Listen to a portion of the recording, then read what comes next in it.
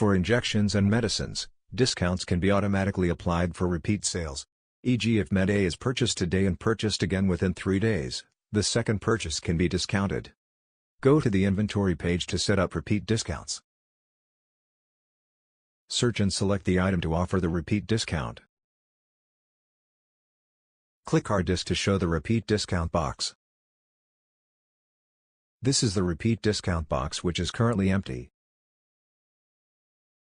To configure automatic repeat discount for this item, specify the period in which this discount will be provided. If patient's visits are not within this period, no repeat discount will be applied.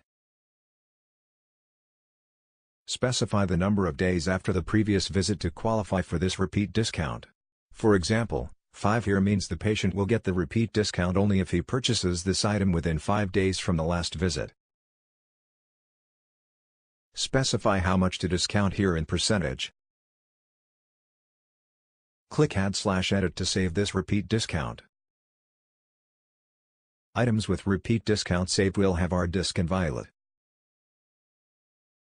To make any changes, edit accordingly and click Add/Edit to save. Click Remove to remove this repeat discount. That's it. You're done.